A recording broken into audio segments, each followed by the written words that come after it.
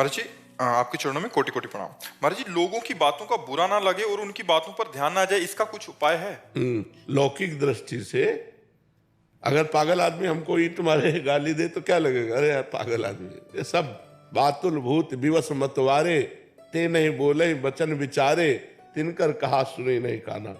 एक भूत लग जाए तो आदमी पागल हो जाता है ना। ये पंचभूत लगे हुए पागल नहीं है। जो पंचभूत देहाभिमानी जीव काम क्रोध लोभ मोह मद मत्सर में पागल बना है, तो वो कुछ भी बोल सकता है, वो कुछ भी कह सकता है, वो कुछ भी कर सकता है। हम लोगों को चाहिए जो अध्यात्म में चलते हैं क्षमा करें, उससे क्लेशित न हो, उनको दंड न दे, पलट कर उनको गाली न दे, गाली को सह ले। यही महात्मा का स्वभाव है, यही भक्त का स्वभाव है, यही अध्यात्म में चलने वाले का यही स्वभाव है। सामने वाले ने गाली दिया, मुस्कुरा दिया। क्यों? क्योंकि उसके पास यही सामग्री है। इत्र लगाया होगा तो खुशबू देगा, और अगर शरीर में बदबू है तो बदबू देगा। तो उसकी जबान गंदी है, वो जो गंदी जबान दे रहा, हम नहीं ले रहे, खत्म क्या। अगर पागल आदमी बोले तो जलन होगी क्या? अगर कुछ बोलना भी चाहोगे तो अपना ही मन कहेगा यार पागल आदमी वैसे ही बेचारा मर रहा है, उसको क्या बोलोगे, वो पागल है। ऐसे ही बातुल भूत विवश मतवारे, ते नहीं बोले बचन विचारे, तिनकर कहा सुनी नहीं काना। हमको ऐसे लोगों की बातें नहीं सुननी चाहिए। अगर सुनाई भी दे तो पागल है ऐसा करके टाल दे। ये हुई व्यवहारिकी। अब आध्यात्मिकी बात, सब में परमात्मा बैठा हुआ है। वो हमको मजबूत करने के लिए प्रतिकूल परिस्थिति पैदा करके हमें को दृढ़ कर रहा है। जैसे शीशा है, एक कंकड़ मारो टूट जाएगा, और उसे गरम ठंडा गरम ठंडा गरम ठंडा करते करते बुलेट प्रूफ कर दिया जाता है। नहीं किया? गोली मारो तो नहीं टूटेगा। तो हमें ठाकुर जी बुलेट प्रूफ बना रहे हैं कि कोई बोली मारे तो अब टूटे ना। बोली मारे, कैसी भी बोली मारे, और हमारा हृदय दुखित ना हो, तो हमारा हृदय बुलेट प्रूफ हो गया। ये प्रतिकूलता अनुकूलता प्रतिकूलता अनुकूलता सहते सहत सहत सहत बाढ़ है भगत गृह तन गुरु हित गार। ये बहुत बड़ा आनंद का विषय है अध्यात्म। अगर हृदय में आनंद आ गया तो सामने अपमान कर रहे हैं, मार रहे हैं, पीट रहे हैं, वो अपनी मस्ती में परमात्मा आनंद में डूबा हुआ जा रहा है, तब तो अध्यात्म मिला। वो एक गाली दिए तुम दो गाली दे दिए, वो एक थप्पड़ उठाए तुम दो घूंसा मार दिए, तो बराबर ही तो हो गया। फिर क्या हुआ? तो हम नाम जप करें, सत्संग सुने, भगवान से प्रार्थना करें कि हमको सहन शक्ति दे, हम दूसरे के द्वारा किए हुए प्रतिकूल व्यवहार को आनंद पूर्वक सह पाएं। अमित तिवारी जी, गाजियाबाद से। महाराज जी, महाराज जी, आपके चरणों में कोटि कोटि प्रणाम। महाराज जी, थोड़ा बहुत पूजा की विधि भी जानता हूँ, नाम जप भी करना चाहिए ये भी जानता हूँ, लेकिन दुनिया में अच्छी नौकरी करनी है, सभी तीर्थ यात्रा करनी है, माता पिता की सेवा करनी है, सब कुछ जानते हुए भी महाराज जी कुछ भी नहीं कर पा रहा। नाम जप करो, इससे बल आ जाएगा। जो हम जानकारी का अपने प्रयोग नहीं कर पाते हैं, उसमें हमारे अंदर बल की कमी होती है। हम जानते हैं ऐसा करना चाहिए पर नहीं कर पाते, हम जानते हैं ऐसा नहीं करना चाहिए पर कर देते हैं। तो इसमें हमारे अंदर अध्यात्म के बल की कमी है। अध्यात्म का जो बल है वो भगवान नाम से, सत्संग से प्राप्त होता है। रोज सत्संग सुनो, भगवान नाम जप करो, भगवान से प्रार्थना करो, वो आपको बल दे। जो अच्छे विचारों की तरफ आप सोच करते हैं वो क्रिया में उतार दें, वो सोच क्रिया में उतर जाए। और जो गंदे विचारों की सोच करते हैं उनकी क्रिया ना होने पावे, ये भागवतिक बल से होता है। महाराज जी चाहते बहुत लेकिन कुछ कर नहीं पाते। हाँ, नाम जप करो, नाम जप करो, नाम जप कुछ तो करना पड़ेगा ना। नाम जप करोगे, दवा जैसे खाई जाती है तभी तो हम रोग रहित होते हैं, बलवान बनते हैं। तो नाम बल, श्री हरिवंश नाम बल लहो, अपने मन भाई सब कहो। श्री हरिवंश। महाराज जी, महाराज जी, अर्धांगिनी बोलती है पैसा बचाओ काम आएगा, बीमा ले लो काम आएगा, परंतु सोचता हूँ अगर पैसा जमा रहेगा तो चिंतन पैसे का ही होगा। नहीं नहीं नहीं, ऐसा नहीं। गृहस्थी में संग्रह आवश्यक है, वो ठीक कहते हैं। कोई आप बैरागी बाबा जी थोड़ी हो, गृहस्थी हो, तो गृहस्थी में संग्रह आवश्यक है, विरक्ति में त्याग आवश्यक है, और गृहस्थी में संग्रह, तो संग्रह करना चाहिए। लेकिन क्या है ना कि संग्रह हो गया तो कुछ आपदा आएगी तो बोले मेरे पास तो पैसा है, लेकिन पहले भगवान का दिया हुआ उसके साथ जोड़ो ना। भगवान का दिया हुआ है ना, तो उसमें कोई परेशानी नहीं है। मेरे पास भगवान की दी हुई बुद्धि है, मेरे पास भगवान का दिया हुआ शरीर है। जब इतने से काम नहीं चलेगा तो हम और देखेंगे उनकी तरफ कि प्रभु अब आप संभालें। गृहस्थी में आवश्यक है, संग्रह आवश्यक है। अचानक कोई घटना घट जाए, अर्थ की आवश्यकता पड़े तो ये व्यवस्था जरूरी है। वो ठीक कह रहे हैं, ऐसा करना चाहिए।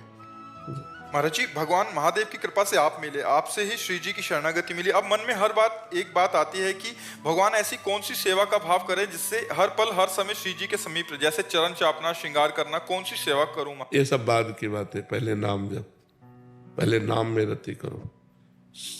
हरिवंश नाम बिसरै न छिन, श्री हरिवंश सहाय भल, हरिवंश भरोसे भय निडर नित गरजत हरिवंश बल। पहले नाम निरंतर, श्री हरिवंश नाम नित रटो, नाम प्रताप नाम फल लहो, नाम हमारी गति सदा। हर समय नाम नाम नाम चलाओ, आगे भाव आएगा। भाव से फिर चरण चापना, पंखा करना, चंवर डुलाना, पान की बीड़ी पवाना, हंसी मजाक करवाना, प्रिया प्रीतम दोनों हंस दिए, ऐसी मजाक की बात कर दी, हास परिहास रसिका, वो आगे का विषय। पहले हम अभी अपने नाम। आप इसी कृपा से हंसते हम सेवा कर रहे हैं। हाँ बिल्कुल। लेकिन बहुत भाव आता है कि ऐसी कौन सी सेवा करे कि सही। नाम नाम नाम सेवा सबसे बड़ी है। नाम अंदर अंदर चलाओ, यही आपके अंदर भावोत्सवेन भजताम रस काम धेनुम तम राधिका चरण रेणु महामिश्वरामी। जब भाव उत्पन्न होने लगेंगे ना तो भाव के द्वारा सेवा होती है, मानसिक सेवा। अभी खूब नाम जप करते हैं। सुमिता वर्मा जी, यशोदा नगर से। महाराज जी, आपके चरणों में कोटि कोटि प्रणाम। महाराज जी, ईश्वर प्रत्यक्षानुभूति एवं साक्षात्कार का विषय है। महाराज जी, कथा एवं प्रवचन का नहीं है, इसका क्या तात्पर्य? कौन कहता है? इतने 18 पुराण है, 4 वेद हैं, स्मृतियां हैं, शास्त्र हैं। अगर वो प्रवचन का विषय नहीं है तो प्रवचन होता क्यों है? अरे वो वाणी का भी विषय, वो वाणी से भी अतीत है, वो सबसे परे, वो सब में भरे है, वो सब रूपों में वो सबसे परे भी है। परमात्मा को ऐसे कैसे कह सकते हो कि वो ऐसा नहीं है? वो वाणी का विषय नहीं। तो जितने संत महात्मा गान करते हैं, भगवान श्री कृष्ण द्वैपायन व्यास देव जी ने 18 पुराण गान किए, 4 वेदों के द्वारा उनका गान किया, तो असत है क्या ये भी तो सत है ना। पर वो नेति नेति है, गान करते हुए भी वो कहते हैं नेति नेति, इसका पार नहीं पा जा सकता। असित गिरि समम स्यात् कज्जलम सिंधु पात्रे सुरतर वरुशाखा लेखनी पत्र मूर्वी लिखत यदि ग्रहीत्वा शारदा सर्व कालम तदपि तो गुणा नाम निष्पारम नयाति। हे ईश्वर, हे परमात्मा, हे भगवान, स्वयं सरस्वती जी समस्त वृक्षों को लेखनी बना ले, समुद्र को स्याही बना ले, और पर्वतों सहित पृथ्वी को कागज बना ले, और निरंतर लिखे, तो भी आपकी महिमा का पार नहीं पा सकते हैं। जो गाई जा रही है वो उन्हीं की महिमा है। इसी गायन और श्रवण से तो आप आए हो, इसी गायन और श्रवण से तो आपका कल्याण हो रहा है कि नहीं हो रहा? ये छोड़िए, ऐसे चलिए, ऐसा भजन कीजिए। तो असत होता तो तुम्हारा परिवर्तन कैसे होता? असत होता तो हम लोगों का मंगल कैसे हो जाता? असत होता तो आप दर्शन करने किसके आए हो? अगर वो वाणी का विषय नहीं है तो वाणी से जितने महात्माओं ने गान किया सब झूठा है क्या? क्यों? बोलो ना। वही वो है, मत्ता परतरम नान्यत किंचिद अस्ति धनंजय। पर आंखें ठीक करनी है, वही वो है, सब रूपों में वही है, सब में उसी का नूर समाया। कौन है अपना कौन पराया, तो सबको कर प्रणाम, वही है। वासुदेवा सर्वमित सा महात्मा सुदुर्लभा। वो दृष्टि का विषय ना होते हुए भी वो दृष्टि का विषय है, वो वाणी का विषय ना होते हुए भी वो वाणी का विषय है। राम अतर्क बुद्धि मन वाणी, मन बुद्धि से परे होने पर भी वो मन बुद्धि में अनुभव में आता है। यही तो समझना। याद हाथ से रघुनाथ कर, बेग न जाने कोई, जो जाने रघुपति कृपा, तो सपने मोह न हो। समझ पा रहे हो आप? थोड़ा सा कम समझ पा। क्या समझना चाहते हो? बोलो, तुम कौन हो? उत्तर दो। जब अपने को नहीं जानते तो क्या समझ पाओगे उस परमात्मा तत्व को? भाई समझ के लिए कुछ पावर चाहिए। आप में क्या पावर है इस समय समझने का? जो कह रहे हो कम समझ पा रहे हैं, तो आप में पावर क्या है समझने का? बुद्धि की पवित्रता किस ऊंचाई पर जो है साधु की बात को समझने की? मसाला भी तो चाहिए हमारे अंदर, वो सामग्री भी तो चाहिए समझने के लिए। वो अतर्क होते हुए भी दृष्टिगोचर है। वो अनिर्वचनीय होते हुए भी उसका वचन होता है, उसका वर्णन होता है। ये 18 पुराण, ये वेद, ये शास्त्र, महात्मा जो गान कर रहे हैं, ये उसी सत्य स्वरूप परमात्मा का ही गान कर रहे हैं, पर वो अनंत महिमाशाली है। जैसे समुद्र में आप डुबकी लगाओ तो आप था नहीं पा सकते, पर समुद्र में डुबकी लगाई जा सकती है, और समुद्र को नापा नहीं जा सकता कि हम इतने लीटर समुद्र है। तो एक प्रकृति की रची हुई रचना भगवान की, जल, उसको नहीं नापा जा सकता, तो जिसने इस प्रकृति को बनाया उस परमात्मा को कैसे नापा जा सकता है? ये छोटी सी वाणी के द्वारा उसको संपूर्ण वर्णन कैसे किया जा सकता है? पर संपूर्ण वर्णन होता है, अगर ना होता तो अनुभव ही नहीं होता शिष्य जनों को, क्योंकि गुरु वाणी से ही तो वर्णन करता है, तो शिष्यों को अनुभव हो जाता है कि नहीं हो जाता? ऐसे हो जाता है। जैसे देखो उस डाल के ऊपर चंद्रमा दिखाई दे रहा है, एक हाथ देखो ना डाल के ऊपर, तो हम देखते तो हमें चंद्रमा दिखाई दे देता है, लेकिन क्या डाल के एक हाथ ऊपर है क्या? हजारों लाखों करोड़ों हाथ ऊपर है और हमें दिखाई दे देता है ना। ऐसे ही हम परमात्मा का वर्णन करते हैं और वो हमारे अनुभव में आ जाता है।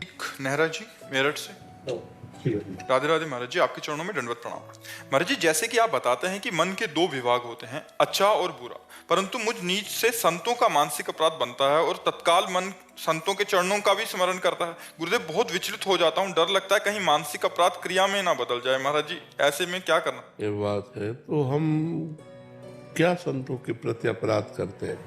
महाराज जी भौतिक दृष्टि लगाते हैं। नहीं तो आपको भगवान ने सेवा दी है क्या कि आप संतों की परीक्षा लीजिए? तो अपने को बचना चाहिए। पर्वत में मस्तक मारने से पर्वत का कुछ नहीं बिगड़ता, अपना ही खोपड़ी फूट जाती है। ये संत अडिग भगवान के जन है। अच्छा, 3 गुणों का खेल चल रहा है, सतोगुण, रजोगुण, तमोगुण। अब कोई सात्विक प्रवृत्ति का है तो आपको अच्छा लगेगा, कोई राजसिक प्रवृत्ति का है, कोई तमोगुण प्रवृत्ति का है, लेकिन सब भगवान के जन है। हमको चाहिए अपना सुधार करना है। हम क्यों दूसरे को, जैसे हमें दिखाई भी दे रहा कि ये गलत है, बस हे भगवान आप ही सब रूपों में हो, मुझे संभालो प्रभु, मेरी गंदी दृष्टि दूर हो। दूसरों के ये कपार फोड़ना है।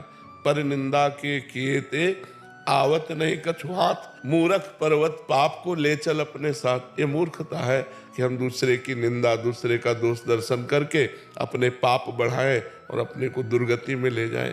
कभी किसी जहाँ ऐसा देखने में लगे कि संत गलत है, ऐसा दिखाई दे, वहीं तुरंत प्रणाम करे और अपने मन को डांट। तो दूसरे में भगवान न देखकर दोष दर्शन कर रहा है, और जबकि भगवान कह रहे सातों सब मोहिमय जग देखा, मोते अधिक संत कर लेखा।